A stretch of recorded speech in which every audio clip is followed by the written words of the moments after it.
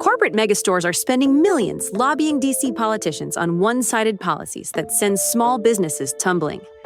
They want to enact harmful credit card mandates that take resources away from your local credit union and community bank, leaving Main Street businesses with less access to credit, making it harder for your family to pay for everyday goods like gas and groceries.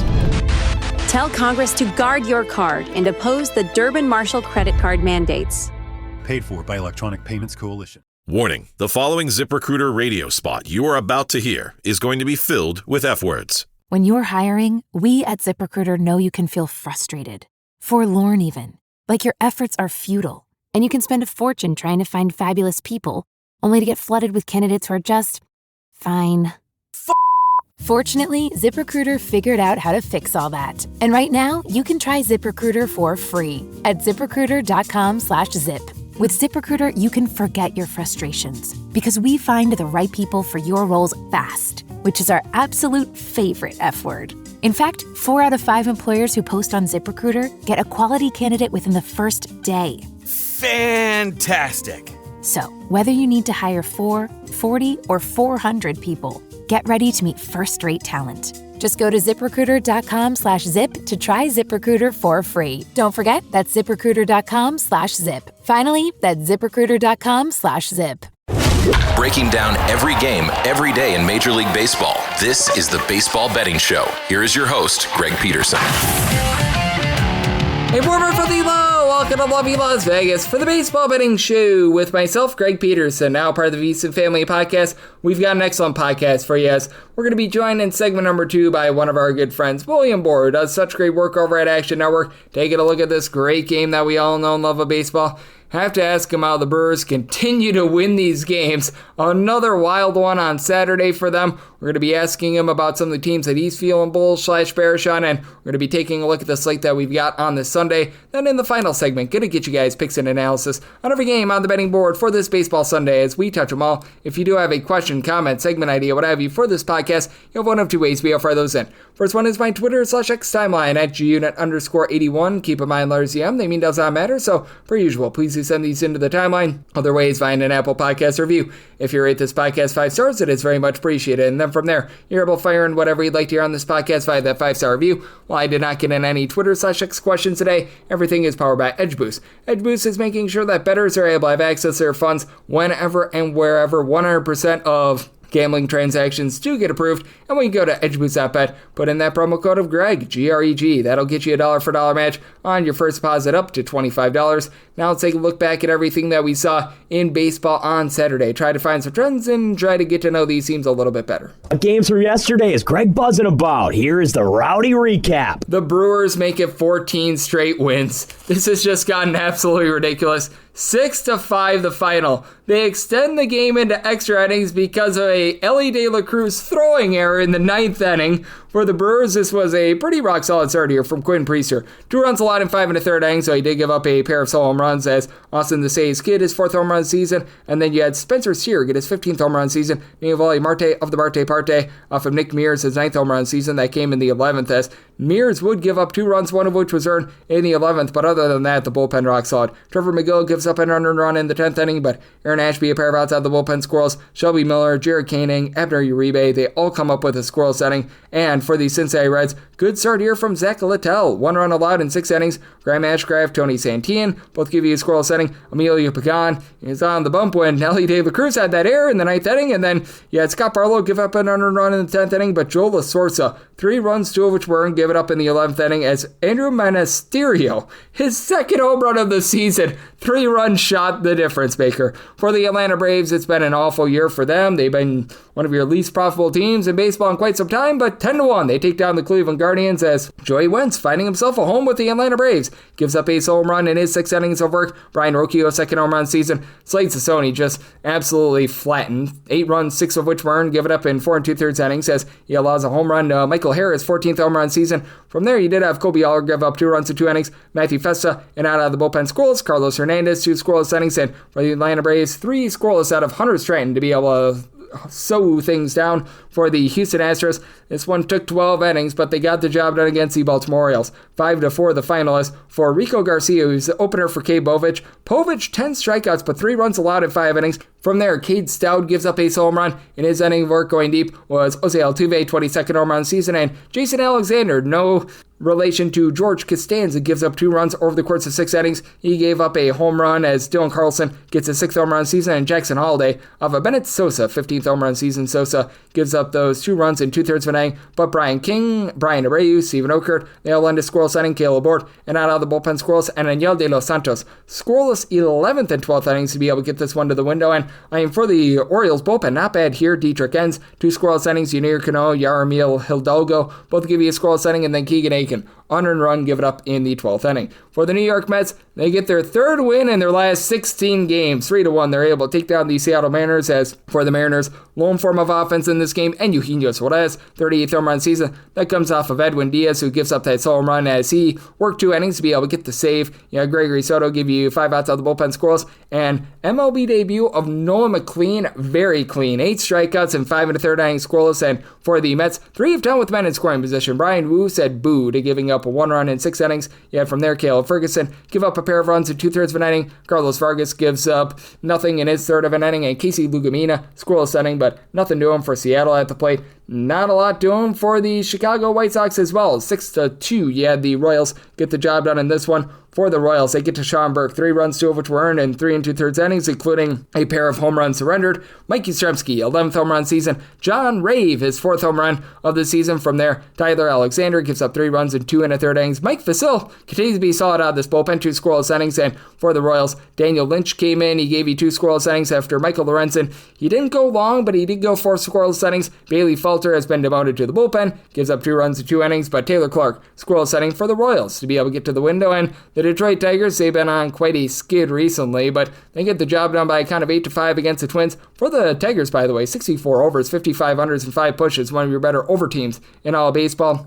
They got Casey Mize on the bump, gave you 10 strikeouts, but did give up 4 runs in 6 1/3 innings. From there, you had Will Vest go 1 1/3 innings scoreless. Tyler Holton, an unearned run, give it up in 1/3 of an inning. That was on his own error, though. And then Kyle Finnegan, scoreless inning for the Detroit Tigers. Kerry Carpenter goes deep off of Zebby Matthews, 22nd home run season. Matthews gives up 2 runs over the course of 4 innings. From there, you had 3 runs given up in an inning by Brooks Kriske. Travis Adams, who I thought was perhaps going to be able to get the start here for the Minnesota Twins on Sunday, he comes in long relief. He gives up 1 run in 1 1/3 innings. Cody Funderburk, pair of outs out of the bullpen scoreless. Michael Tonkin, a scoreless inning, and Justin Topa gives up 2 runs, one of which was earned in his inning of work. For the Pittsburgh Pirates, they fall to the Chicago Cubs, this by a count of 3-1. As for Pittsburgh, Mike Burrow's pretty solid, gives up 1 run in 5 innings. Kyle Nicholas, 2 scoreless innings, but Evan Sisk gives up 2 runs in 1/3 of an inning in the 8th inning. Yohan Ramirez, he gives up nothing in his 2 outs out of the bullpen scoreless. Tommy Pham, lone form of offense for the Pirates. Pham with his 6th home run season.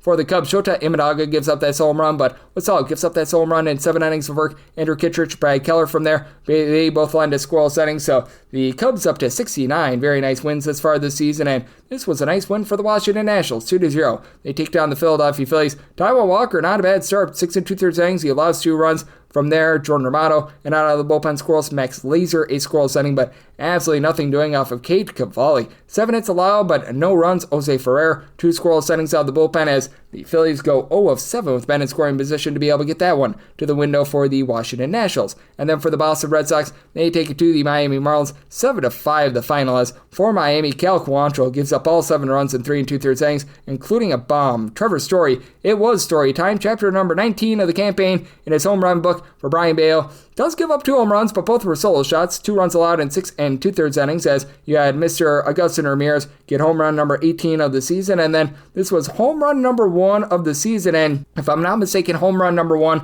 of the career of Troy Johnson. So congratulations to him. Tyler Zuber out of the bullpen for the Miami Marlins, 2 1/3 innings scoreless. And then you had Josh Simpson provide 2 scoreless innings. And for the Red Sox, things did get a little bit hairy here, as you did have 3 runs given up by Isaiah Campbell with 2 outside the bullpen. Justin Wilson, pair of outs out of the bullpen scoreless. Steven Matz, a scoreless inning, and Aroldis Chapman, he got the final out to be able to get a save of his own. And then you had the Walker Texas Rangers get completely lambasted by the Toronto Blue Jays, 14-2 the final as. For Patrick Corbin, this is the Patrick Corbin that we all know and love. 2 1/3 innings, he gave up 7 runs, all of which were earned, including a home run, as Miles Straw, he was able to get his 3rd home run of the campaign, and then off of 55 Shades of John Gray, 4th home run of the season. Davis Schneider, his 8th home run of the season, off of Rowdy Tellez, the position player to come into this game, and Gray also gives one up to Dalton Varsho, 13th home run of the season for John Gray. 4 runs given up in 2 1/3 innings. You had from there 4 outs out of the bullpen scoreless side of Luis Carvalho, and Rowdy Tellez, position player, gives up 3 runs over the course of his 2 innings. And for the Toronto Blue Jays, Eric Lauer Power gives up 1 run in 5 innings. You did have the position player Tyler Heineman give up a run in his inning of work, but Tommy Nance 2 scoreless innings, and Sir Anthony Dominguez, he was able to polish off a scoreless inning of his own. Do have to have this up by midnight Pacific, 3 o'clock a.m. Eastern, and we got a few games lingering out there. As of right now, the Giants are up 1-0 against the Tampa Bay Rays in the bottom of the 7th inning. As for the Rays, Adrian Hauser, good start here, 5 scoreless innings. From there, Mason Montgomery gives up an out of the bullpen while getting a pair of outs. Edwin Uceta is currently in the game, and for the Giants, 7 scoreless from Justin Verlander with 8 strikeouts. Perhaps he'll actually be able to get a win. Yay, verily there. And then for the St. Louis Cardinals, they got to Max Fried, who's now given up at least 3 runs in each out of his last 7 starts, but the Yankees get the win 12-8 because Sonny Gray also got lane based. Gray gives up 6 runs in 5 innings, including a pair of bombs. For the Yankees going deep, Aaron Judge, jury, and executioner, 39th home run of the season. Then Ben Rice, his 18th home run of the season. Ryan McMahon off of Roderi Munoz, his 17th home run of the season. Kyle Leahy gives up 3 runs without getting it out of the bullpen. Munoz inherited some runners, gives up that home run, 3 runs in total in 1 1/3 innings. Andre Granillo was able to give you 2 2/3 innings scoreless, but too little too late, even though the Cardinals had a trio bombs of their own, as Fried gives one up to Nolan Gorman, 11th home run of the season. You had Mason Wing get his 9th home run of the season, and Pedro Pajes off of Mark Leiter Jr., his 9th home run of the season. Leiter Jr. lighted it up, giving up that home run in 2/3 of an inning of work, but David Benner out of the bullpen to get the save. Devin Williams, a scoreless inning. Yuri De Los Santos, 2 scoreless innings, and then Max Fried got the win, but 7 runs given up in 5 innings. Not going to call that his sharpest outing of the season. Now, this game is in the 6th inning, but this one looks like it's going to be going the way of the Dodgers, currently up by a count of 6-0. As for San Diego, Dylan Cease, his miserable season continues. 5 runs, 3 of which were given up in 3 1/3 innings. You had from there David Morgan give up a solo home run in his 1 2/3 innings of work, as it was Mr. Teoscar Hernandez, 20th home run season. As of right now, Blake Snell, just 3 strikeouts in 5 2/3 innings, but has kept the Padres off the board, so good on him. And for the Colorado Rockies, they're on their way to a win over the Arizona Diamondbacks, currently doing this with the score 10-7 in the 9th inning. As for Arizona, Ryan Nelson gives up 4 runs in 6 1/3 innings, including a home run going deep off of him. It was Warming Venable, his 4th home run of the season. Then you had Tyler Freeman get his 2nd home run of the campaign, as Mr. Freeman has been able to do a nice job in terms of moving the line, getting on base. He gets that one off of Andrew Selfrank, who gives up 2 runs while getting a pair of outs out of the bullpen. Kyle Bacchus, pair of outs out of the bullpen scoreless, and Andrew Hoffman, he gave up 4 runs in 1/3 of an inning. And for the Arizona Diamondbacks, you did have a home run from the backup catcher in this game, Adrian Del Castro, his 2nd home run in the campaign. That does come off of Nick Anderson, gives up 2 runs in an inning of work. Jason Dollander, 4 2/3 innings, he allows 5 runs, 4 of which were earned. Jaden Hill, 4 outs out of the bullpen scoreless, and Ryan Rollison was able to give you a scoreless inning as well. And then this game is very early on. The A's are currently up on the Angels by a count of 2-1. We've been seeing a whole bunch of overs this far this season from the Angels. Entered in the night, 67 overs, 49 unders, and 6 pushes. And Tyler Anderson has already given up 2 runs in 2 innings, giving up a home run to one Mr. Kobe Thomas, his 3rd home run season and his 2nd home run of the series. And for Luis Morales, looking to hold down the fort for the A's. And if you're looking trend-wise at what we're getting in Major League Baseball right now, this is with a few games pending late on Saturday. It has been very much an underwhelming season. Unders are hitting at 51.8%, 914 unders to 850 overs. Meanwhile, moneyline favorites hitting at about 56.9%, 1,036 and 786 on the money line. Meanwhile, if you look at the last 7 days in baseball, favorites having a rough go of it, 44 and 40 on the money line. Meanwhile, if you're taking a look at the totals, 44 unders, 40 overs, and a few pushes along the way. So that's what we're seeing in Major League Baseball right now, and that's what we all got on Saturday. Now let's take a look at what we're getting on Sunday and these great playoff races and a few teams that William Boor is feeling bullish. Bearish on. He does great work over at Action Network and joins me next on the Baseball Betting Show. It's myself, Greg Peterson, now part of the VSiN Family Podcast.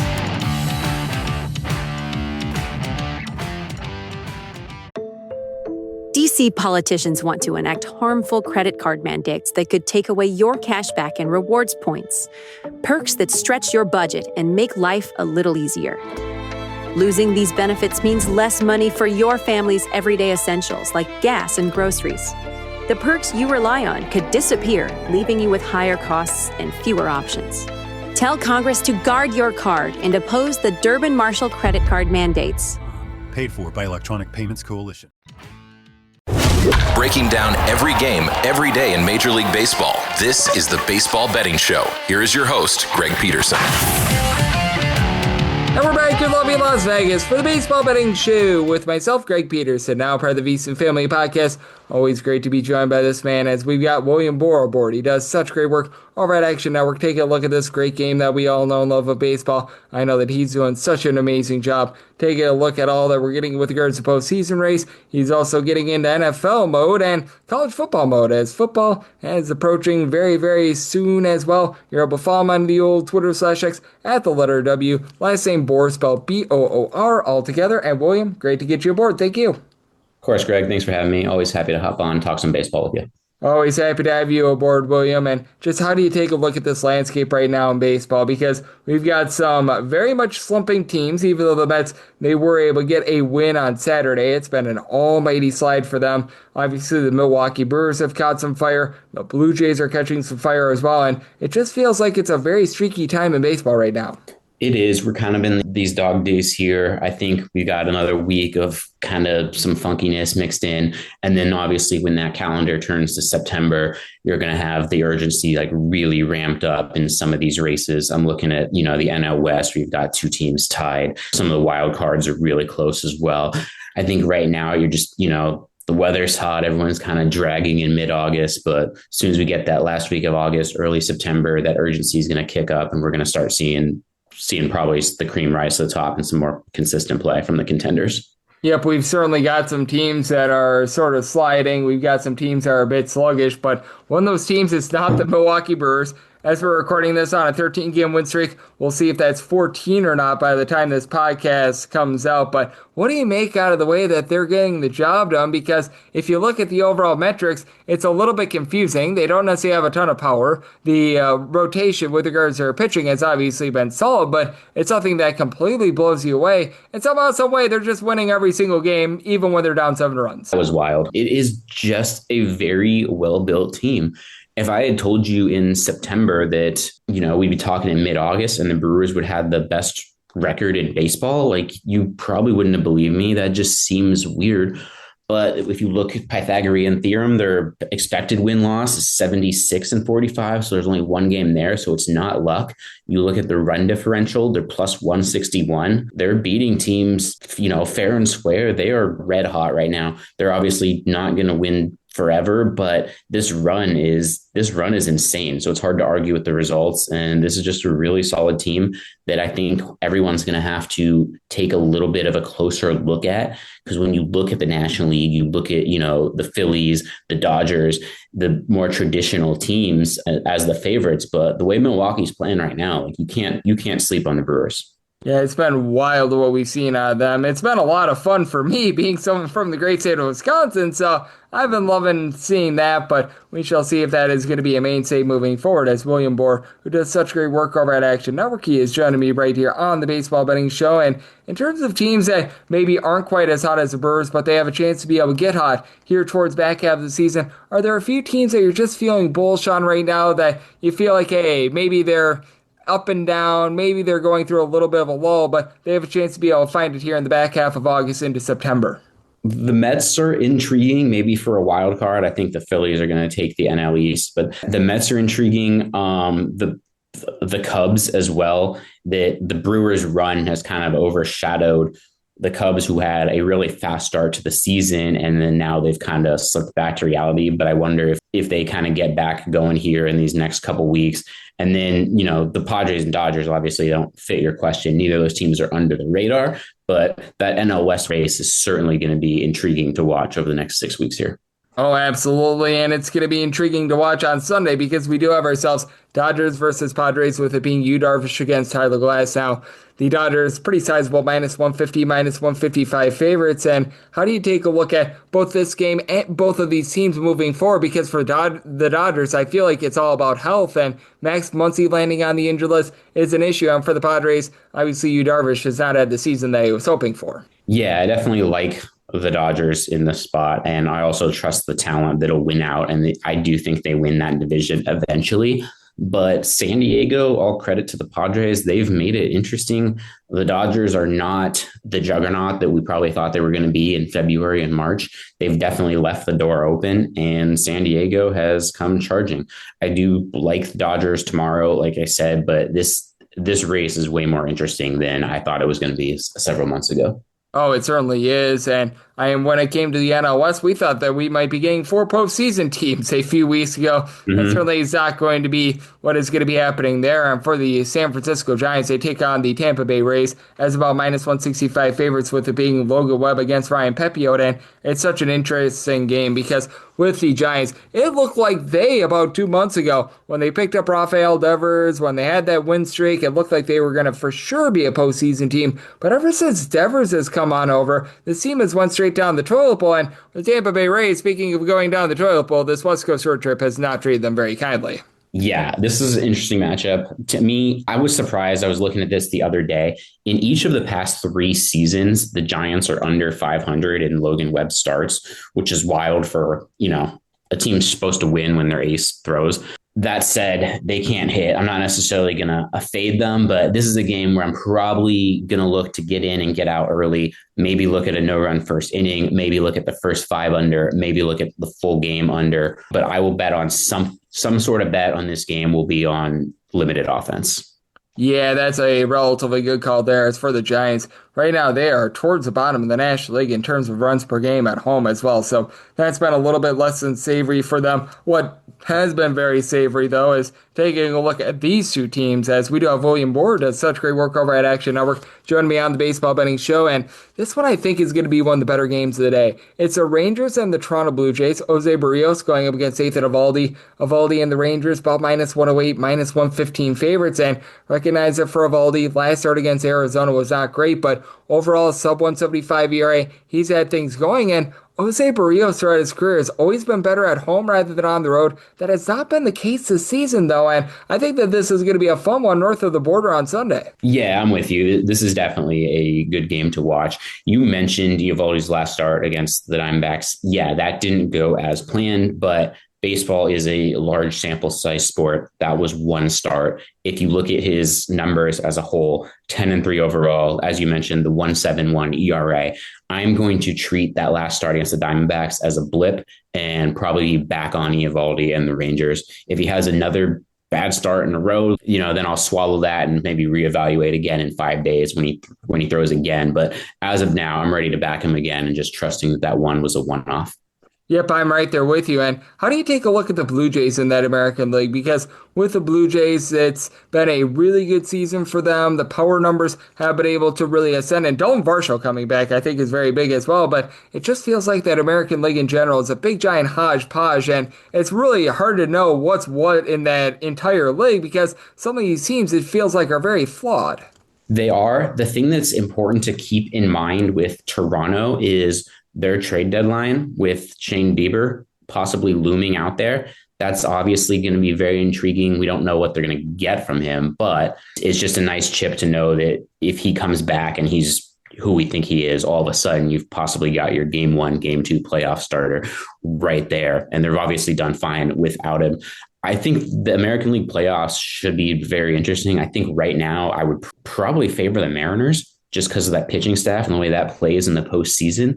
But I don't say that with a ton of confidence. I think the AL, like you said, it's kind of a hodgepodge of if you told me about 5 or 6 teams won the AL, I could believe you. And I'm so glad that you bring up the Seattle Mariners because they're partaking in the Little League World Series game, which I always think that that's a lot of fun. It's they and the New York Mets right now with the Seattle Mariners right around about minus 125 or so favorites. How do you take a look at this one with a Mariners team that they actually lost a game yesterday against the Mets? The Mets won, I think, for the third time in their last 16 games, but George Kirby has been rock solid, and this is a neutral field, albeit out there on the East Coast. Yeah, because of the neutral field in the Little League World Series game, I'm probably going to stay away from a total.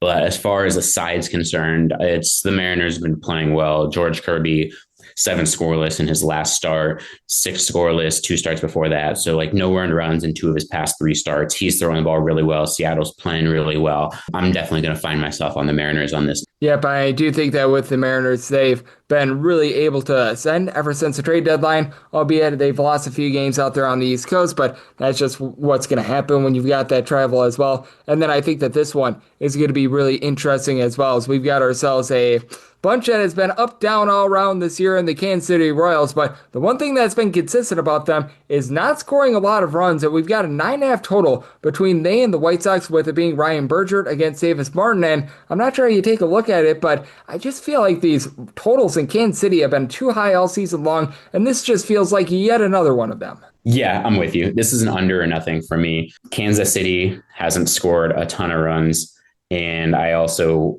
don't expect the White Sox to put up a big number either.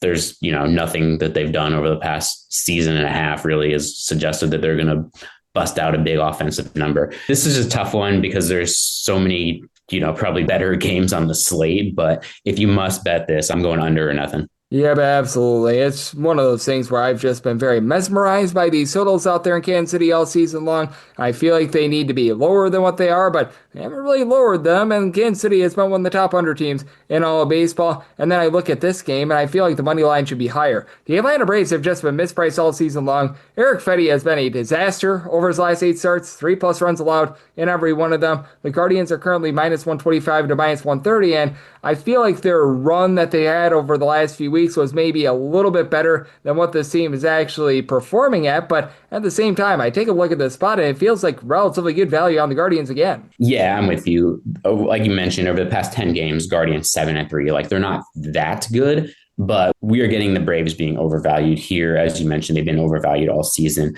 I think this is a team that people had high expectations for going into the year, and people have just been really unable to let that go and accept that the Braves are a team that's 14, 15 games below 500. They're a team that's, been solid and either in the playoffs or in playoff contention for each of the past, it feels like 30 years. And now that they're, going through an off year, people are having a really hard time adjusting and accepting that the Braves are not a good baseball team right now. Yeah, I'm right there with you. It's just a very strange line, in my opinion, because I feel like this should be one that should be much, much more demonstrative for the Guardians on the money line. And is there anything else that you're going to be taking a look at on this Baseball Sunday as we've got all 30 teams in action? Not necessarily sure I'm going to bet it, but definitely keep my eye on Phillies Nationals with Aaron Nola coming back. I just want to see, the Phillies are obviously going to be in the playoffs and fighting to winning the National League. So I want to see how Nola looks, especially with, we just got news right before recording this that Zach Wheeler's going on the injured list. So really want to see what their rotation's like, what they're getting from Nola, how many pitches they let him throw, how many innings, just how he looks. And I'll use that to inform, Phillies stuff or Nola stuff in 5-6 days when he throws again. Yep, with Aaron Nola, it's been a rough season for him when he's been out there. Going to be making his first start since the middle of May. So that's going to be an interesting look, and it's always fun to have you aboard, William. You do such great work over at Action Network, taking a look at this great game of baseball. I know you're doing a little bit of everything, and you do so also well. So love to give people at home know it's all on tap for you and how people can follow along on social media and other platforms. For sure. Follow me on Twitter at WBoor, it's WBOOR. And if you just want the betting picks, I am in the Action Network app at @WilliamBoor_, all one word. Make sure to download our app for all sorts of betting insight from me and my colleagues. We've got betting guides up for every single baseball game, pretty much every day, every WNBA game, and obviously college football and the NFL are right around the corner. We will have plenty of stuff for both those sports, whether you want traditional money lines or over-unders, or we got fun stuff. You want touchdown picks, touchdown parlays, all sort of like long shots and stuff like that as well. Yep, and William, he does such an amazing job taking a look at so many different fronts, and every single time he joins me, lends such great insight. So, big thanks to William for joining me on the Baseball Betting Show, now part of the VSiN Family Podcast. And coming up next, it is that time to podcast. I give you picks and analysis on every game on the betting board for this Baseball Sunday as we touch them all. Corporate megastores are spending millions lobbying DC politicians on one-sided policies that send small businesses tumbling. They want to enact harmful credit card mandates that take resources away from your local credit union and community bank, leaving Main Street businesses with less access to credit, making it harder for your family to pay for everyday goods like gas and groceries. Tell Congress to guard your card and oppose the Durbin-Marshall credit card mandates. Paid for by Electronic Payments Coalition. Breaking down every game, every day in Major League Baseball, this is the Baseball Betting Show. Here is your host, Greg Peterson.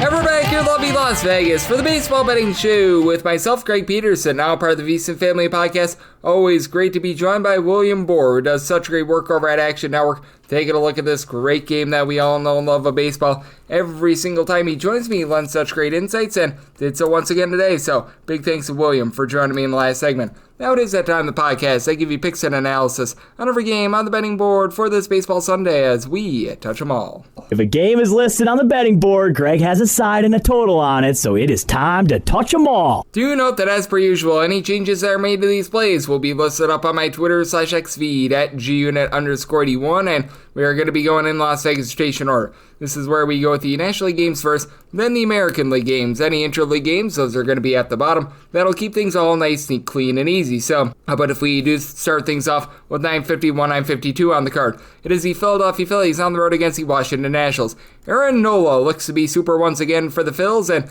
Mitchell Parker is on the bump for Washington. Washington, an underdog between plus 143 to a plus 152, and between minus 165 to minus 175, that number on the Phillies. 9.5 is the total. The under is minus 115, and the over is minus 105. If you're looking at that initial FanDuel run line opener for the Philadelphia Phillies, the lay run half, you're going to have to lay minus 114, and that is certainly not calling my name, as for Aaron Nola, he just spent so much time on the injury list, and even when he's been out there on the field this year, Aaron Nola has not been great, as he's gotten 9 starts this far this season, a 6.16 ERA, 9.5 strikeouts per 9 innings, but giving up 2 home runs per 9 innings. This is going to be his first start since the middle of May, so he has been out for 3 months. When he was down with the Iron Pigs in his 3 minor league rehab appearances, looked really good. 2.19 ERA, 12.5 strikeouts per 9 innings, so you do like the encouragement there, but he's always had bigger struggles on the road rather than at home. And for Mitchell Parker, I recognize that he's not necessarily like the next great Cy Young or anything like that, but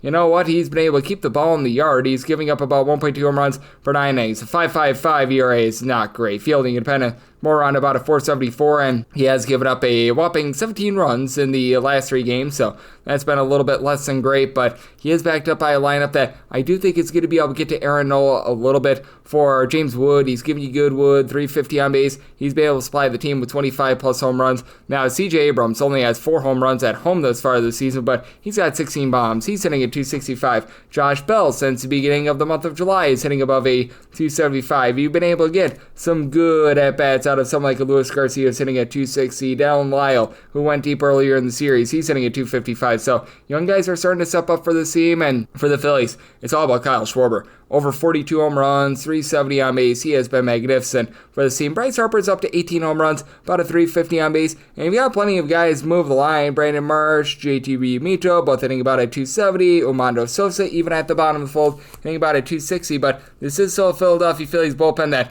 well, they're better than the Nationals. Nationals are dead last in terms of bullpen ERA. Orlando Robalta, Eduardo Salazar, you've got so many guys that are posting up above a 4.75 ERA. Jose Ferrer has been absolutely awful, so you just don't have anyone trustworthy out there. But Yohan Duran, he should be 100% after he took that comeback a few days ago, but he's been a great addition for the team. The team is still in the bottom 10 in terms of bullpen ERA. Jordan Romano has been a disaster. He's posting up an ERA that's well above a 5. Ryan Kerkering, Matt Strahm have been relatively solid, and they get back David Robertson. That helps, but at 40 years old, what are you going to be able to expect out of him moving forward? So it's an interesting ordeal here. At a plus 157 or higher, I am willing to take a shot on the Washington Nationals on the money line. Right now, we're seeing that more around about a plus 150, but when it's all said and done, I should be be able to get there on a Nationals money line. And here at the 9.5, I'm in on the under semi-total at a 9.4 with the Nationals averaging fewer than 4 runs per game at home. 9.53, 9.54 on the card. The Milwaukee Brewers are on the road against the Cincinnati Reds. And yes, we're on to Cincinnati, and they're on to one Andrew Abbott getting the start for them. Jose Quintana goes for the Brewers. The Brewers are a favorite of between minus 108 to a minus 115, and between minus 102 to minus 105. That number on Cincinnati, 9 is the total. The over is minus 120. The under is even. Starting to see a few straight 9.5s with that under at a minus 115. Over's at a minus 105, and for the Cincinnati Reds, I did set their money line price at a minus 121. I recognize that the Brewers enter into yesterday having won 13 straight games, but I just still don't trust in Jose Quintana. For Jose Quintana, he's pitching to a lot of contact. He's giving up quite a few walks. That does have me concerned because if you look at the overall ERA thus far this season, Quintana has been able to do a very solid job for the Milwaukee Brewers. As right now he's got a ERA that is a 3.44, but that 4.73 fielding independent, 3.3 walks, 6.3 strikeouts per 9 innings. That's a bit of a concern. And then for Abbott, 2.41 ERA now. He is only getting about 7.7 strikeouts per 9 innings of his own, 3.66 fielding independent. So a little bit of worry there. And for the Brewers, I have no idea how they're doing it. Number 1 in the big leagues in runs per game away from home, as they are registering about 5.8 runs per game away from home, closer to about 4.4 at home. It makes no sense because Milwaukee is not necessarily a pitcher's ballpark, not necessarily a hitter's ballpark. It's pretty neutral, but and Christian Yelich already has a pair of bombs in this series, 25 home runs in general, but it's just everyone being able to move the line and get on base. The only other healthy player for the Brewers right now with over 12 home runs this season, that'd be Andrew Vaughn, and he has really found a home here in Milwaukee. Going into yesterday, in his first 29 games, 9 home runs and 105 at-bats with a 400 on base, and then you just have a cavalcade of different guys with above a 335 on base. Blake Perkins, Caleb Durbin, I mentioned Yelich, Bryce Terang, Sal Frelick, William Contreras, and then Isaac Collins is up to like a 385 on base. So that's the way that they've been able to roll. And for the Cincinnati Reds, you do have quite a few guys that find a way on base as well. TJ Friedel, Gavin Lux, both are posting up above a 360 on base, and for Friedel, more like a 370 on base. Ellie De La Cruz, he's been able to give you 350 on base, 19 home runs. You've got Austin Ace, who's been a little bit inconsistent recently, but he's up to 10 bombs, hitting about a 255. You've had Spencer Steer, now supply 14 home runs, and it's a Reds bullpen that is either here nor there. It's not great, it's not terrible. You've got a lot of guys that have been able to post up right around about a 3.25 to a 3.55 ERA. Brent Suter, Lewis May being two of them. Scott Barlow, more around about a 3.70 ERA. And then you've got Tony Santillan, give you a sub 3 ERA. Same with Emilio Pagan, though he does give up quite a few deep balls. But for the Brewers, Nick Mears, Abner Uribe, Trevor McGill, these guys coming out of the bullpen have all been rock solid, give you a sub 3.25 ERA, so I do give them credit there. But for Jose Quintana, I think that he experiences some regression here. I did set my total 9.6 with the way that the Brewers are running on the road, so I'm in on that over, and I'm in on the Reds on the money line. 9.55, 9.56 on the betting board. The Pittsburgh Pirates are on the road. They're facing off against the Chicago Cubs. As of right now, it is Javier Assad on the bump for the Cubs, and it's old TBD on the bump for the Pittsburgh Pirates. This game is presently off the board. When I was looking at the initial projections, it was supposed to be Andrew Heaney. Now we're seeing Carmen Mlodzinski, who might be getting the start. Mlodzinski and Heaney have a relatively similar handicap, as I set the Cubs on the money line at a minus 226. I'd be willing to go up to about a minus 118 with regards to that run line, and I set a total to where a 9.5 or less. I'm going to be in on the over. A 10 or higher, I'll be in on the under, as Andrew Heaney has just been so awful on the road, above a 6 ERA. But Carmen Mlodzinski, while he's been solid coming out of the bullpen, they tried him out there as a starter to begin the season, and he just was not good, and it's looking more like we're probably going to get Mlodzinski here, so that's where I set the handicap for. Overall for the season, Mlodzinski, a 4.20 ERA, 2.5 walks, 1 home run per 9 innings, a 3.76 fielding independent. That's not necessarily too bad, but you take a look at what they did when he was trying to be a starter towards the beginning part of the season. In his 9 starts, 5.67 ERA, so that was not great. He was giving up well above 1.2 home runs per 9 innings, so that does have you worried. And Javier Assad, he just comes off the injured list for the Chicago Cubs. This is only going to be his second start of the season. Didn't necessarily look particularly sharp in his first start of the season, and quite frankly, Javier Assad was quite a bit of a lucky pitcher last year. If you take a look at the fielding independent, it just did not match up with the ERA for Javier Assad during the 2024 campaign. He was rocking a 3.73 ERA, 4.64 fielding independent. He's been a career about 7.5 strikeouts per 9 innings guy. He gives up for his career over 3.8 walks per 9 as well. In his first first start of the season, gives up 4 runs in 4 innings, but he now gets to face off against the Pittsburgh Pirates lineup that is dead sinking last in the big leagues in terms of runs per game, so that'll be able to help him out greatly. As for the Pirates, we're in the middle of August, and right now they've got 3 separate guys that have hit above 5 home runs thus far this season. Brian Reynolds, O'Neill Cruz, and Andrew McCutchen. And with Cruz, he's just full of a mismatch of different guys that are aiming below a 210 for the team, as Lovar Piguero, Alexander Canario, Henry Davis, Jared Trollo, Jack Swiniski, Brett Sullivan are all there. And for the Chicago Cubs, this is a top 5 team in terms of runs per game. 1 through 9 is just very fearsome for this team. Pico Armstrong, Seiya Suzuki have fallen off the pace with regards to home runs, but still at 27 apiece, still hitting above a 250 each. Matt Shaw has been able to give you a little bit more recently as well. Overall for the season, hitting just a 230, but he's been able to come up with some big hits recently. Kyle Tucker for the campaign, 375 on base with 18 home runs. Dansby Swanson is up to 18 bombs. Michael Busch, about a 345 on base. He's been able to do a nice job of cranking out the deep ball as well. And for the Chicago Cubs, this is a bullpen that has been regressing a little bit recently, but you still have a lot of guys that are below a 325 with regards to their ERA. Brad Keller, Drew Pomeranz, Daniel Palencia, Caleb Theobar. These guys have all been very rock solid for them. And for the Pittsburgh Pirates, Wladzinski has been one of their better long guys this far this season, because now you trade away David Bennar, so you're not going to be able to rely upon him. Dennis Santana has actually been great in this bullpen. He and Isaac Madsen are both providing an ERA below a 275. Braxton Ashcraft has been a solid long guy, but now they're having to trot him out there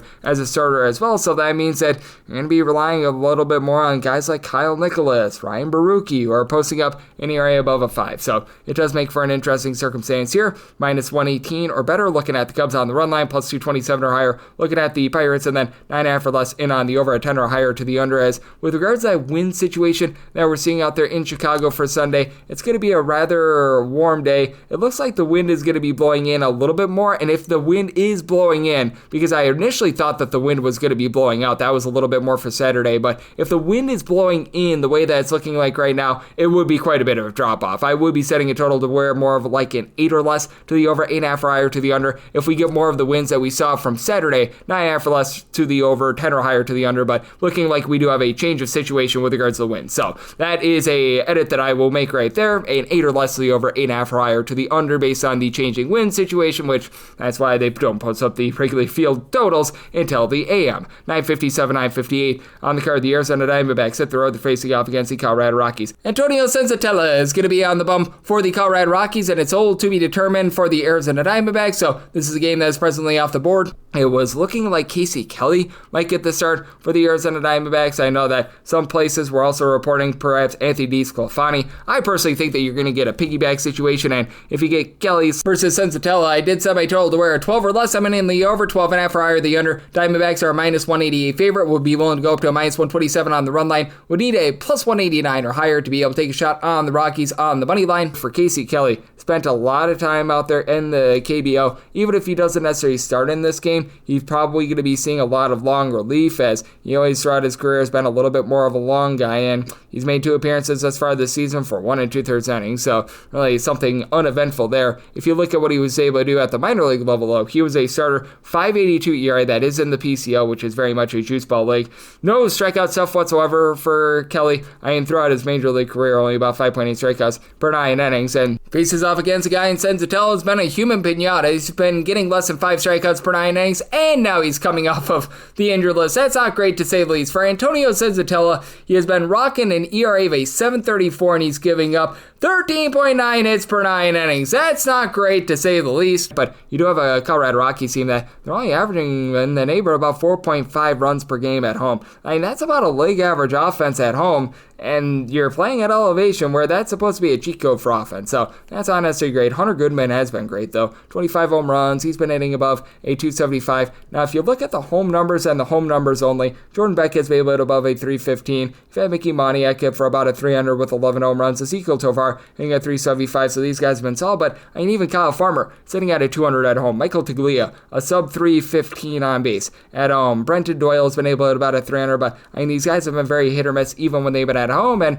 For the Arizona Diamondbacks, this team continues to be in the top 7 in the big leagues in terms of runs per game, even without Josh Naylor and Eugenio Suarez. You've got Geraldo Perdomo, give you a 385 on base. You've had very good production recently out of Corbin Carroll. He's been able to give the team 3 home runs in his last 8 games after he was looking a little bit shaky coming off the injured list. Alec Thomas still hitting about a 250, nothing great, nothing terrible there, but Blaze Alexander up to about a 350 on base. He's been able to do a pretty rock solid job. James McCann, Anthony Del Castro at the catcher spot have been pretty solid as well. Now, both of these bullpens are anything but solid for both of these teams. Are in the bottom 6 in terms of bullpen ERA. Colorado Rockies, second worst in all of baseball. Victor Vodnik has been able to give you a sub-4 ERA, but the likes of Anel Shavili, Seth Halverson, just so many guys out there. Zach Ognos, who's right now dealing with injury, give you above a 5 ERA. So many untrustworthy guys. And you got the same for the Arizona Diamondbacks. Again, you might be getting Anthony DeSclafani perhaps as a opener / a little bit of a long guy, though he might be lining on the injured list as well. So you might not be getting Anthony DeSclafani if he does indeed land on the injured list. That's why they're projecting a little bit more Casey Kelly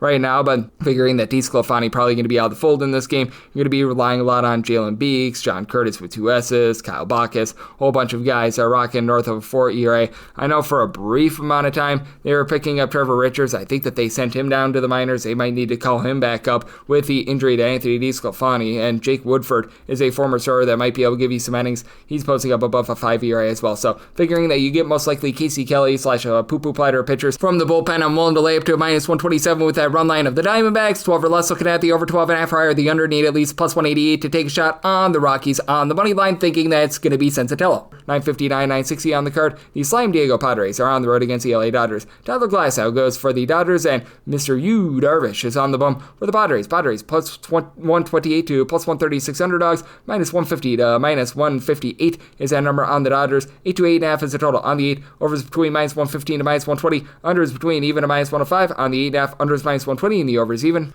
And I'm willing to back the Dodgers in this ordeal. I did set them at a minus 165 on the money line. And if you're looking to lay a run half at a plus 122 or higher, I was also willing to take a shot on the LA Dodgers right now. We're utilizing the old FanDuel opener, so these are always subject to a little bit of change. But right now I'm seeing that at about a plus 132, even a plus 138. So I'm going to be willing to dive in there. For Tyler Glasnow, the walks have been a concern for him. He has been giving up about 4 walks per 9 innings, but he still has that elite swing and miss stuff. And since coming off the injured list, he's been a whole lot better than he was prior to going on the injured list as well. So that's a big element. He had a few starts this season where he was looking a little bit janky, but 2 earned runs or fewer allowed in all but one of his starts ever since coming off the injured list. So getting those 11 strikeouts per 9 innings, albeit the 425 fielding dependent, does leave you a little bit concerned about that 3.08 ERA. But for you, Darvish, it's just been a rough season for him. He's not getting the swings and misses that he has in the past. Down to about 7.8 strikeouts per 9 innings, by far a career low for him. 5.61 ERA, 4.09 fielding dependent, and he has looked a little bit better recently. He has given up now 300 runs or fewer in 4 of his last 5 starts, so that is something that has the arrow ticking upward for him. But when it comes to the San Diego Padres lineup, it certainly is one that has been lacking a lot of, shall we say, pop, as they're in the bottom 8 in the big leagues in terms of home runs on a per at-bat basis. Bringing in Ramon Laureano and bringing in Ryan O'Hearn certainly helps that out, as now you've got Laureano hitting just below 300 with 18 home runs. Manny Machado, Fernando Tatis Jr., your 2 main mashers, have really not been able to hit a lot of home runs over the last few weeks. Machado, 20 home runs, over a 350 on base. Same for Tatis with 17 home runs at about a 350 on base. You've still got Luis Arias is hitting about a 290, and then Jackson Merrill, Xander Bogaerts, pair of guys hitting about a 265, but expected a little bit more power out of them. And for the LA Dodgers, Max Muncy going on the injured list is actually a big deal. When the Dodgers have been without Max Muncy over the last few years, they have really struggled, but still have Will Smith getting jiggy with over a 400 on base. Joey Ohtani, he's been able to give you north of a 375 on base, 43 home runs. You've had Freddie Freeman continue to about a 300. Andy Paz has been able to give you about 19 home runs as well. Michael Conforto continues to be a complete disaster for this team, but still, it's an LA Dodgers team that, even though they've fallen on some rough times with their offense since the beginning of the month of July, they've been about league average with that regard. They are starting to pick it up, in my opinion. And for this Dodgers bullpen, the big key is the fact that they have been dealing with so many injuries. Kirby Yates, Tanner Scott being on the injured list has not helped them out. Obviously, you haven't had any Bruce Harder Gratterall this year. So, there have been a lot of guys that just have not been able to get out there on the field. But Jack Dreyer, Alex Vesia, a pair of guys giving you a sub-3 ERA. Rock and Roll Stewart, dating back to his time with the Minnesota Twins, has been a sub-3 ERA guy as well. So that's going to be able to help them out. Now for the San Diego Padres, where they have the big advantage is in the bullpen. Number one in the big leagues in terms of bullpen ERA. Just so many guys going out there give you a sub-275 ERA. Audrey Motohone, Jeremiah Estrada, Jason Adam, David Morgan. These guys have been relatively fantastic for this bullpen. Wandy Peralta, the opener from a few days ago, he's got an ERA hovering around 3. Now you've had Robert Suarez blow a few games here in the last few months, but he's still been a relatively good closer as well. That said, I do think that Yu Darvish just continues to be a guy that's hard to trust in, and I do think that Tyler Glasnow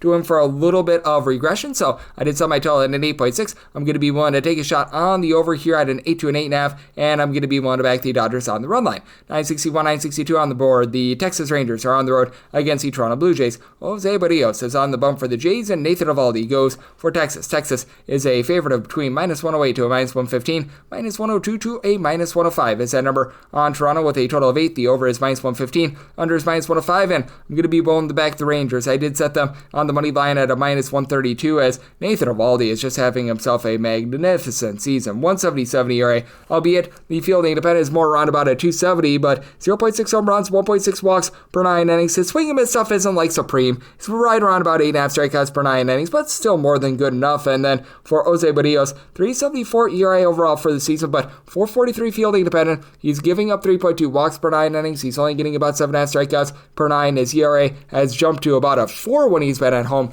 this season as well. And when it comes to this Blue Jays lineup, it has been one that has really been able to bail out whenever they have had rough starts out of their pitchers. As for the Blue Jays, over 5 runs per game at home, that is a top 2 mark in the American League. You've got Dalton Varsho back, who's giving you a home run every about 10 to 10.5 at bats. Not necessarily hitting for a lot of average, but 13 home runs and 129 at bats. You'll take that. Bo Bichette, along with Edison Barger, have been able to give you combined 34 home runs. Barger is hitting a 265. Bichette has been able to hit about a 295. Flagger Jr. darn near 4 on base with 20 home runs. Nathan Lukes has stepped up. He's been able to give you about a 340 on base. Maybe deal with an injury to George Springer, but even without him, Alejandro Kirk, don't call his name. He's been able to about a 290 as well for this Blue Jays bullpen. It's been about league average in terms of ERA. Louis Varland has not necessarily been amazing with the bullpen quite yet, but he's still solid. He still gives the team an upgrade as he, Uriel Rodriguez, along Tommy Nance, these guys have all been able to give you a sub 325 ERA. Braden Fisher has been able to do a solid job as well. And then on the other end, you've got a Rangers bullpen that has been in the top 5 in the big leagues in terms of bullpen ERA. Danny Kalum did blow a game for them earlier in the series, but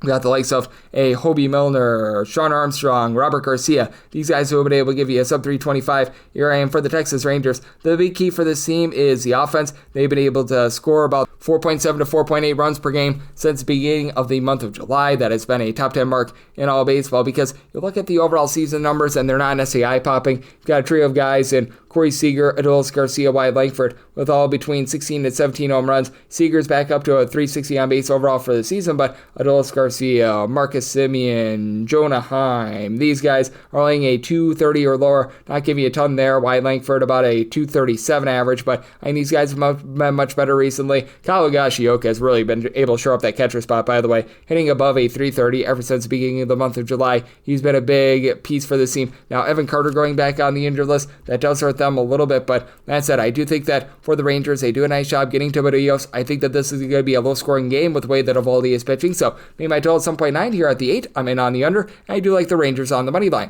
963, 964 on the betting board. The Baltimore Orioles are on the road against the Houston Astros. Christian Javier is on the bump for the Astros, and Dean Kramer goes for Baltimore. Baltimore is a underdog of between plus 112 to a plus 120. Meanwhile, minus 130 to minus 140 is that number on Houston. 8.5 is the total. The under is minus 120, and the over is even. And for Houston, I did set them at a minus 166 on the money line. I'm going to be one to lay it. Small sample size out of Christian Javier thus far this season, but in his first start against the Boston Red Sox, looked solid. Gave up 2 runs over the course of 5 innings. Team was able to get the win there. For Javier throughout his career, he's been a relatively nice swing and miss guy. The fastball and all the off-speed stuff, it looked like it had good movement, good zip, so I'm liking what I'm seeing there. And then for Dean Kramer, overall for the season, 4.17 ERA, 7.5 strikeouts, so 1.2 home runs allowed per 9 innings, so hasn't been too bad there, but he has had his issues when he has been on the road this season. For Kramer, his ERA goes up to a 5.42 when he's on the road, and for Kramer, he's just not backed up by a great bullpen. They are in the bottom 7 in all of baseball in terms of ERA. Felix Bautista hitting the injured list has been less than tremendous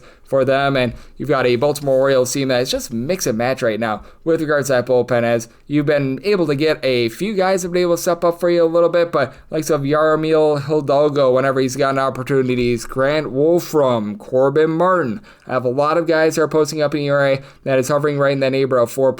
Ynier Canoa's had a brutally bad season, and for the Houston Astros, they're going to be without Josh Hader moving forward, so that's a bit of an issue for this team, but you've got the Bryants, Brian King, Brian Abreu, Steven Okert, Bennett Sosa, all these guys who have been able to give you a sub 3.25 ERA, so that's encouraging. And for the Astros, this has been a lineup that has been very much up and down, to say the least, this season, but they're one of the best teams and not striking out in all of baseball, headlined by Jose Altuve, give you the 22 home runs, about a 280 batting average, actually down to 21 home runs, but still has been able to give you the power that we all expect out of him. Jeremy Pena hitting above a 300. He's been rock solid since coming off the injured list. You need a little bit more on base out of Christian Walker along the Yenier Diaz, but both of these guys 16 plus home runs, with Diaz 280 on base, but it's hitting at 252 with regards to the average. You've got Cam Smith hitting at 250 as well. And for Baltimore, they're 3.6 runs per game away from home. That is actually dead last in the American League in terms of runs per game on the road, so they're going to need to improve that a little bit. For Baltimore, you've been able to get some relatively good production out of Gunnar Henderson this season, hitting about a 285, 14 home runs. Jackson Holliday's up to 14 bombs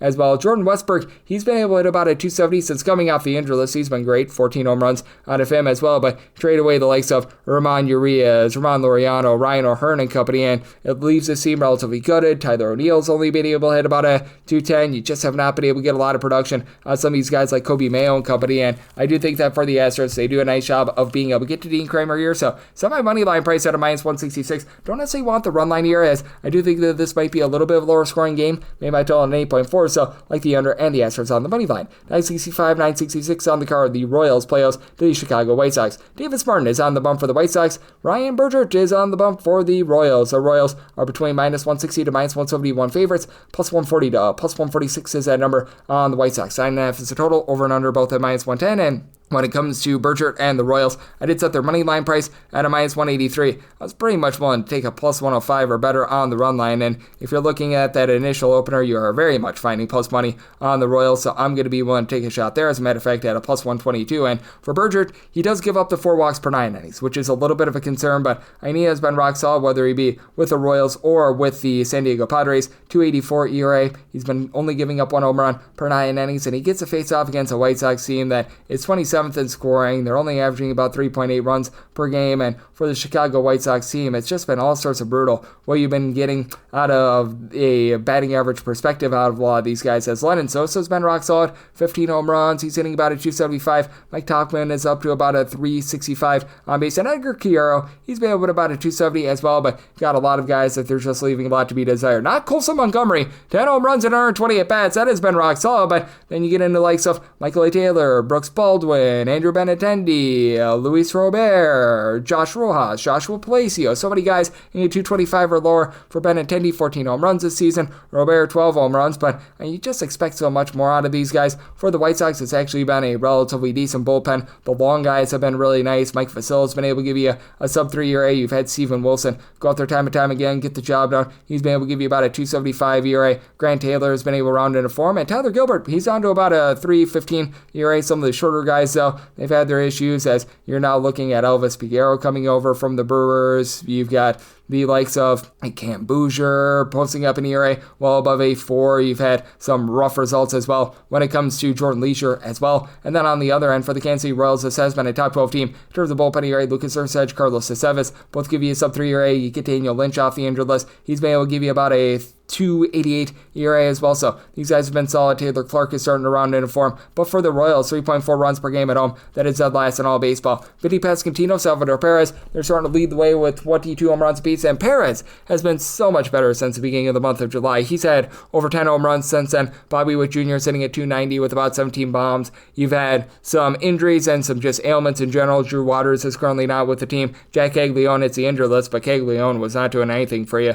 Just need a little bit more out of the likes of Nick Lofton, John Rave, 2 young guys hitting below a 210. So interesting circumstance here. I just feel like the total's too high. Even though Davis Martin does pitch you a lot of contact, only about 6.2 strikeouts per 9 innings, but a 4.17 ERA, game. He gives up about 1.3 home runs per 9 innings. He's not great, but he does a suitable job getting the job done. So I'm going to be taking a shot on the under and the Royals on the run line. 967, 968 on the card. The Detroit Tigers are on the road against the Minnesota Twins, as we do know that it's going to be Chris Paddock on the bump for Detroit. Right now, it's all to be determined. For Minnesota, this game is off the board, and it's looking likely that we're going to be getting David Festa, but we might be getting a bullpen game, so it's going to be interesting. Festa coming off the injured list, and with this, I did set the Twins at a plus 123, so plus 124 or higher. We'll look at them minus 122 or better. The Tigers and made a total of 88.9, 8.5 or less. I'm in on the over, a 9 or higher. The under for Chris Paddock. I did have to downgrade him in this circumstance because he's facing off against his old team. I know that this is not quite the same Minnesota Twins that he played with towards the beginning part of the season because they traded away so many guys, but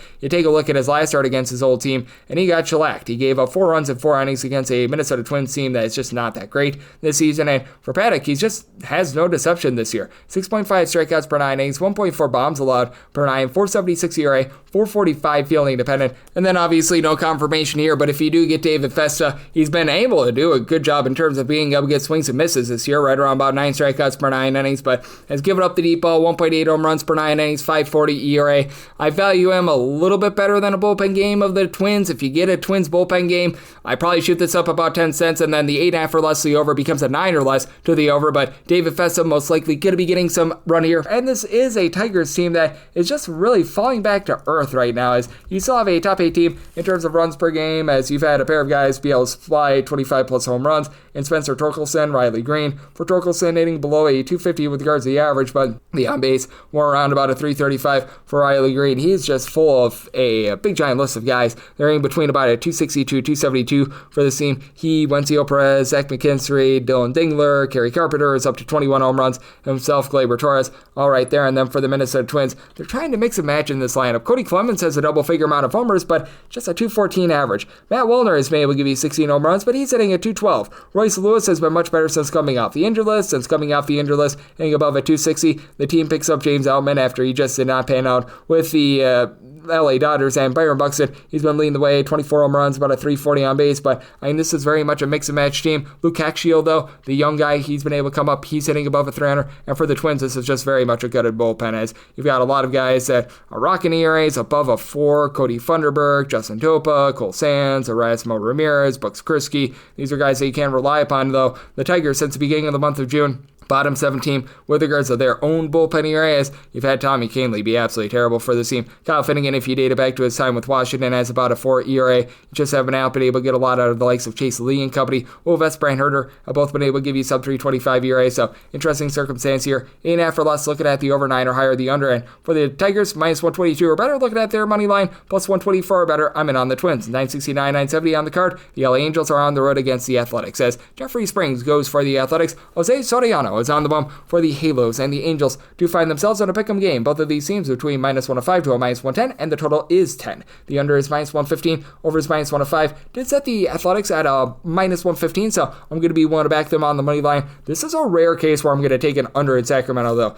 I have not taken too many of them because Sacramento has had a lot of games go harebrained and crazy, but for Jose Soriano, overall for the season, 384 ERA. He's giving up just half home run per 9 innings, but 7.9 strikeouts to 4 walks per 9 innings. Obviously, that's been a little bit less than savory, but here's the thing with Jose Soriano. He has been a whole heck of a lot better when he has been on the road rather than when he has been at home. For Jose Soriano on the road, right now rocking a 2.48 ERA compared to a 5.11 ERA when he has been at home. So he has been able to do a tremendous job of being able to excel with that regard. And then on the other end, you've got a guy in Jeffrey Springs who he's been able to put it together, even though his swing and miss stuff is way down from the beginning part of his career. For Jeffrey Springs, right now a 4.06 ERA. That strikeouts per 9 rate is a 7.2. Lowest it had ever been prior to this year is about 8.7 strikeouts per 9 innings. He's been one of the few guys that has actually been able to pitch relatively presentably out there in Sacramento. 4.35 home ERA, 3.80 road ERA. Considering what Sacramento has been this far this season, that's actually been not too bad, though he is at home giving up about 1.6 to 1.7 home runs per 9 innings, and this is an all-or-nothing LA Angels lineup, as for the Angels are in the bottom 6 in the big leagues in terms of on-base percentage, but in the top 6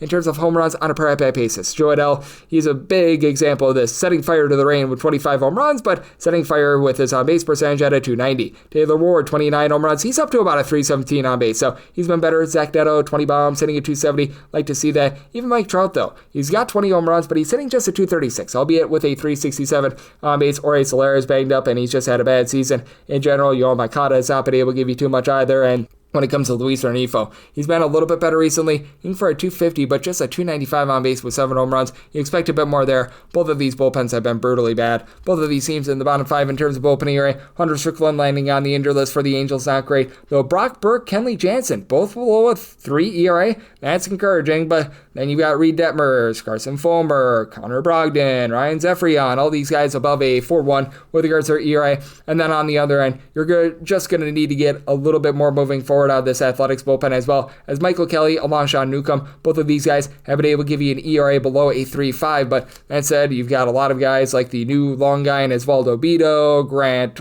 Holman, who's been dealing with a little bit of injury, Justin Cerner, a lot of guys that are posting up a 4 ERA. But for the Athletics, you've got a quartet of guys that have just been able to mash 22 plus home runs this season, as you've been able to get that out of Brent Rooker, Shea Langoliers, who's Shea Bangs is up to 25 home runs and it's hitting at 275. Tyler Soderstrom, 22 home runs, Brent Rooker, 24 bombs, and then Nick Kurtz, 24 as well. All these guys hitting at least a 264, and in the case of Kurtz, 385 on base. Now, you have not been able to get a lot of average out of someone like a JJ Bleday, who's only hitting about a 220. Need a little bit more of Lawrence Butler hitting a 232, but he's up to 16 home runs as well. And then some of the young guys like Denzel Clark and company, the mix and match, bottom of the lineup guys, have been a bit rough, so it's a bit of a top-heavy lineup. That said, I do think that the Athletics do a nice job and do just enough to get the job done in a little bit of a lower scoring game than normal out there in Sacramento. Made my total 9.8, so you're at the 10 I'm in on the under, and the Athletics up to a minus 115 on the money line. 971, 972 on the card. The Marlins are on the road against the Boston Red Sox, as Garrett Crochet is on the bump for Boston, and Jansen Junk hopes to not live up to his name for Miami. Miami is a plus 196 to a plus 207 underdog. Anywhere between minus 232 to a minus 250 is that number on Boston. 8 is the total. The over is minus 115, and the under is minus 105. And for the Red Sox, I was willing to go up to a minus 117 with regards to that run line. If you're looking at the initial FanDuel opener, right now I'm finding it at a minus 120. I think that when it's all said and done, I should be able to get a minus 115 because they also price that money line at a minus 250. That's the top of the market, so thinking that I should be able to get like a minus 115, minus 117, and that'll be enough for me to be able to lay the run line of the Red Sox. As Garrett Crochet, well, he has been crocheting up a very nice season. The strikeout stuff has been amazing. He's been able to give you about 11 strikeouts per 9 innings. He's posting a 248 ERA compared to a 254. Fielding independent is coming off of giving up 5 runs in his last start against the Houston Astros, but he's been able to do a really good job of being able to tame Fenway, one of the better hitters ballparks in all of baseball. 243 ERA with about 1 home run allowed per 9 innings. And Jansen Junk has been getting hit hard recently, but he does a nice job of not hurting himself. A 406 ERA, but closer to a 299 fielding independent. He's given up just 1 walk and 0.6 home runs per 9 innings, albeit now he comes with about 6.2 strikeouts per 9 innings, 3 plus runs allowed in each out of his last 5 starts, but he is backed up by a bullpen of the Marlins that is in the top 10 in terms of ERA ever since the beginning of the month of June. You've had a lot of guys be able to unexpectedly step up in this bullpen, the likes of a Anthony Bender, Lake Bakar, Ronnie Enriquez, Cade Gibson. They've been able to give you a sub 350 ERA, so you do like to see that. Even a guy like a Calvin Fauché has been a bit better recently. And for the Marlins, this team is in the top 7 in terms of runs per game away from home. This despite the fact that they're a bottom 10 team in terms of home runs out of per at-bat basis. Kyle Stowers is up to 25 bombs. He's been giving you about a 370 on base, and then Augustin Ramirez, 18 home runs. He's been only hitting about a 237, but have plenty of other guys that move the line, like a Liam Hicks, who's been able to give you about a 350 on base. Roberto Hernandez, in a small sample size of 50 games, 7 bombs, 340 on base. So these guys have been solid, along with their top of the lineup leadoff man, Xavier Edwards, hitting above 300. And for the Boston Red Sox, this continues to be a top 6 team in terms of runs per game. Ever since they lost Rafael Devers, they've actually been better.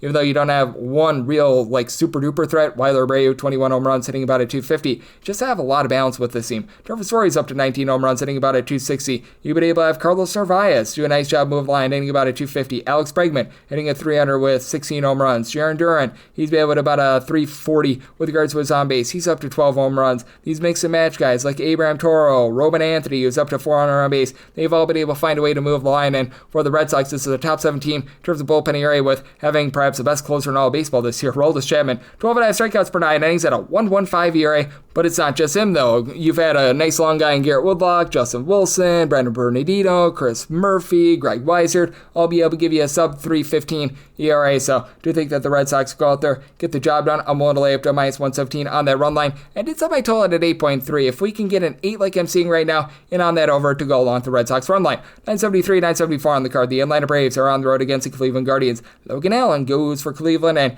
Eric Fetty-Wap is on the bump for Atlanta. 9 is the total, over and under both at -110, and between -125 to a -132 is that number on Cleveland, +108 to a +114 is that number on Atlanta. And with the Braves, I set them at a +148, so I'm going to be willing to lay it with the Guardians for this Cleveland Guardians lineup. It has been one that has been very much top-heavy, but it does feel like the team is getting a little bit more well-rounded, and for Cleveland, Kyle Manzardo has really been able to step up in a big way for them. He has now been able to give you over 21 home runs. He's given you closer to 325 on base. That's big because for much of the season, it's been Jose Ramirez and Steven Kwan carrying the mail. For Kwan, hitting about a 275 at the top of the lineup. Jose Ramirez, 370 on base, 25 home runs, because you do have a lot of guys still on this Cleveland Guardians team hitting below a 220 for the unit. Nolan Jones, CJ Kafis, Bo Naylor, David Fry, Austin Hedges, you just go down the list. It's been rough there, but Gabriel Urias is starting to give you a little bit more as well, albeit he needs to improve a bit more as well. But for the Cleveland Guardians, they've also been a top 6 team in terms of bullpen ERA since the beginning of the month of June. Even with Emmanuel Clase out of the fold, you've had a trio of guys, Nick Enright, Kate Smith, Eric Zabrowski, all be able to give you sub-275 ERA.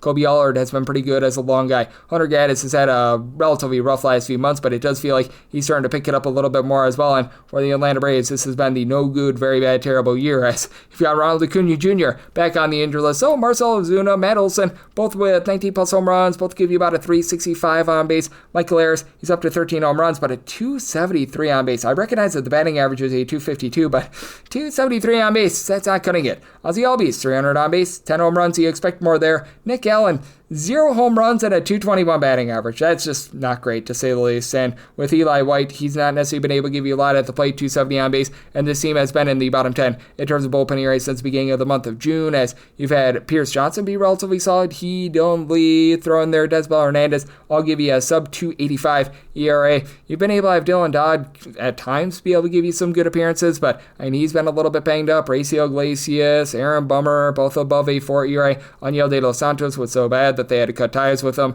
Austin Cox has been rocking north of a 5 ERA. They were so bad that they trotted out their Wanderer. I swear, oh, this guy sucks for a few outings. And for Eric Fetty, you want to talk about a guy that sucks right now. He has given up 3+ runs at each out of his last 8 starts. For Mr. Fetty, his ERA overall for the season is a 5.40. He's getting no strikeouts whatsoever. 5.4 strikeouts, 4.2 walks per 9 innings. Albeit Logan Allen needs to work on the command. He has been giving out about 3.6 walks per 9 innings, only getting about 7 strikeouts per 9 innings. But I mean, after he was giving up over 2 home runs per 9 last season, that's down to about 1.1 home runs per 9 innings this season. So very good, encouraging signs there. I do think that the Guardians go out there, get the job done, and they really take it to Eric Fetty. So I set my total at 8.7. Here at the 9, I'm going to be willing to take a shot on the under. I do think that there might be a little bit of positivity for Fetty, and I'm going to be in on that Guardians money line. 975, 976 on the card. The Yankees are on the road against the St. Louis Cardinals. Miles Michaelis goes for the Cards, and Will Warren is on the bump for the Yankees. Yankees are -133 to -144 favorites,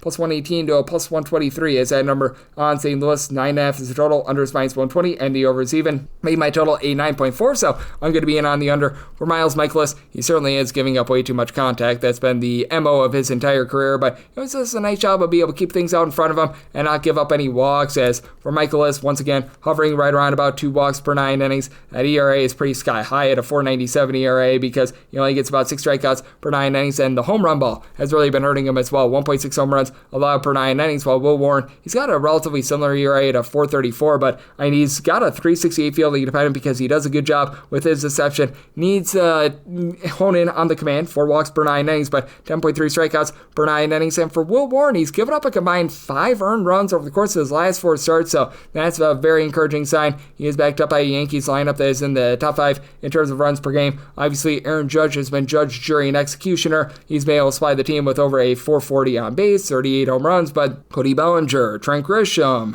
these 2 guys have been able to give you 21 plus home runs. For Bellinger has really been able to pick it up here in the second half of the season. You do have Jazz Chisholm, who's up to 21 home runs. He's been having a little bit of an issue getting on base recently, but still 335 on base. Paul Goldschmidt since the beginning of the month of June has less than a 300 on base. He has not been great for this team, but you've got Usan Dominguez giving you about a 320 on base. You've had a little bit of power out of Ben Rice, so he has really slowed down since the beginning part of the season. He, Anthony Volpe, Austin Wells, all between 15 and 18 home runs. And for Volpe, hitting just a 217, Austin Wells, 264 on base. You expect a little bit more there, but Giancarlo Stanton, home run every about 12 or so bats, hitting at 300 is solid. And for the Yankees, they did go out there at the trade deadline, pick up Camilo Duvall and David Benner. Benner has been solid. Duvall's had his issues thus far, but you still have Tim Hill giving you a ERA right around about a 3. Yuri De Los Santos has been solid with about a 250 ERA. Now, Luke Weaver, it's been up and down for him since coming off the injury list, but he's starting to improve as well. And for the St. Louis Cardinals, even though they traded Ryan Elsley away at the trade deadline, they might not want him at this point because of the way that he's pitched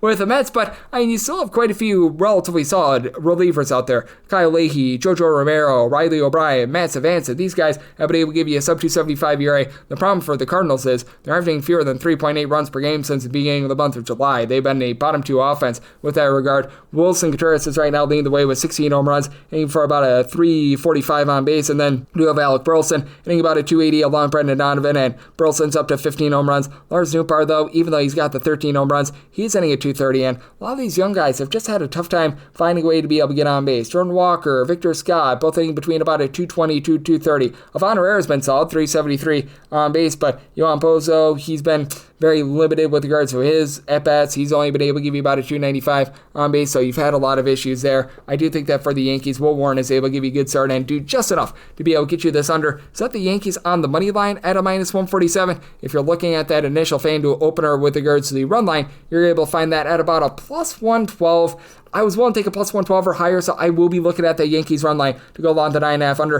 977, 978 on the card. The Rays are on the road against the San Francisco Giants. Logan Webb goes for the Giants. Ryan Pepiot is on the bump for the Rays, and the Rays are a sizable underdog between plus 138 to a plus 145, minus 155 to minus 168. The number on the Giants, 7.5 is the total. Over is minus 115 to minus 120. Under is between even to minus 105, and if you're looking at that initial Giants run line opener, right now I'm finding that at a plus 126, and I'm going to be willing to take a shot here on the Giants run line. I was willing to take a plus 116 or higher for Logan Webb. It's been a case where he has always been so much better at home rather than on the road. You just take a look at his entire career. This dates back to the beginning of the 2019 campaign, and Logan Webb gives up less than a half home run per 9 innings. It certainly helps that you're pitching in a very pitcher-friendly ballpark out there in San Francisco, but still, a 281 home ERA, a 402 ERA on the road, with his home runs per 9 rate being about 60% lower when he is at home rather than on the road. Actually 40%. I was doing the conversion wrong, but still, he has been so much better when he has been at home. And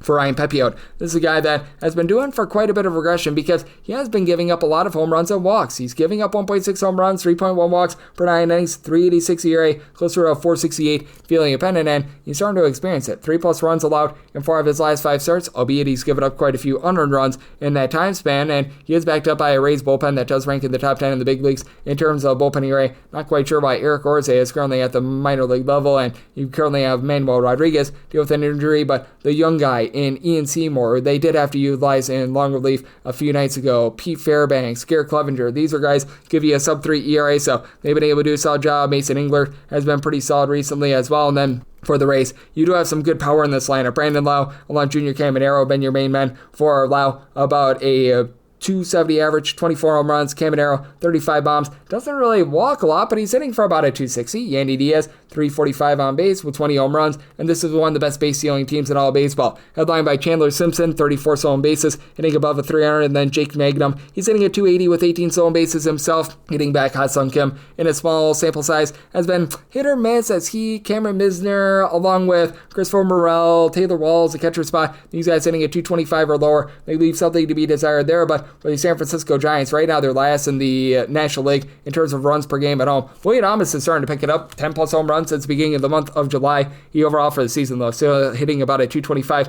Eloy Ramos, 340 on base with 14 home runs is solid. Matt Chapman has been able to give you 16 bombs, but he's hitting just a 229 with that average. The on-base percentage, closer to about a 340, is pretty respectable, though. But then you've got the catcher spot, Tyler Fitzgerald hitting at 225 or lower. They trade away Mike Yastrzemski at the trade deadline, though. Don Smith hitting about a 280. That's been been solid as well, and Rafael Devers just not what the team envisioned. First 50 games, only 8 home runs and a .230 average, but I said Logan Webb continues to be dominant at home. I think that he continues to do so. So do like the Giants up to a plus 120 or higher on the run line. And semi total 7.4, so you're at the 7.5. I like the under, and we wrap things up with 979, 980 on the betting board. This game is in Williamsport between the Mets and the Mariners. George Kirby goes for the Mariners, and you got Mr. Clay Holmes on the bump for the Mets. The Mets do find themselves as underdogs between plus 105 to a plus 110, and anywhere between minus 119 to a minus 127. It's that number on Seattle. 8 is the total. The over is minus 115. Under is minus 105. For the Mariners, I set them at a minus 118 on the money line. I'm thinking when it's all said and done, I should be able to find that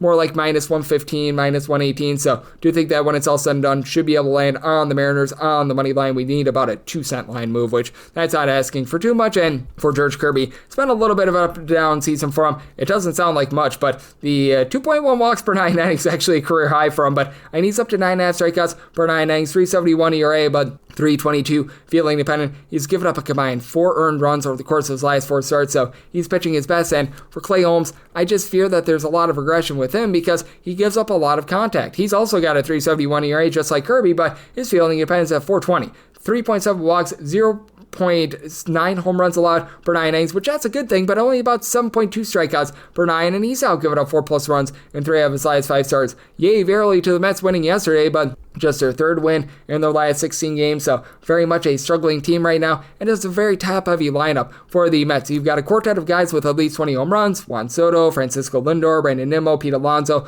Alonso up to a 350 on base, and Soto always great with his on base at a 383, and Jeff McNeil has been able to hit about a 250 with a 345 on base, but then you've got Brett Beatty, 13 home runs, hitting about 240. He's starting to pick it up a little bit, but Mark Vientos, Tyrone Taylor, Francisco Alvarez has been a bit better. Since coming back from the minor league level, he's been a bit better, but Vientos 274 on base this season. You've had just not a lot out of Luis Torrance and guys like that, so that's been rough. Ronnie Mauricio, he's a young guy that I think has promise, but he's been very inconsistent as well. And for this Mets bullpen, Ryan Helsley, ever since he came on over to the New York Mets, has been anything but tremendous for this team. Edwin Diaz did give up a run or 2 yesterday. They had to burn him up yesterday. Sub 2 ERA, so he's been able to do a solid job there. You bring in Tyler Rogers, sub 275 ERA overall for the season, but Brooks Raley has had his issues recently as well. Reed Garrett has been pretty solid, and for the Seattle Mariners, this has been one of the more sturdy bullpens in all of baseball. The top guys have been very good. Matt Brash, Andres Munoz, Edward Bazardo, throwing their Gabe Spire.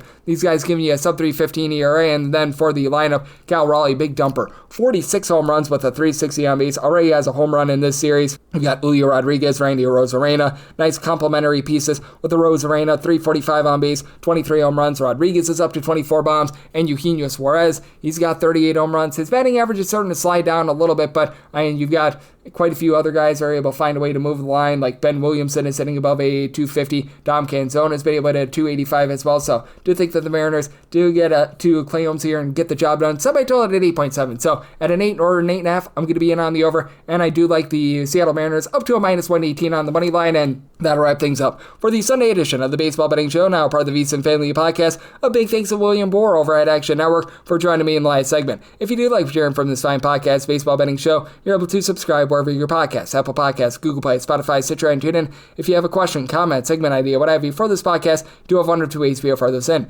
First one is my Twitter /X timeline at gunit_81. Keep in mind, letters CM, name does not matter, so per usual, please do send these into the timeline. And the other way is find an Apple Podcast review. If you rate this podcast 5 stars, it is very much appreciated. From there, you're able to fire in whatever you'd like to hear on this podcast. Find that 5-star review, and I'm giving at you guys every single day throughout the baseball season, which means I'll be back with you once again tomorrow. Thank you so much.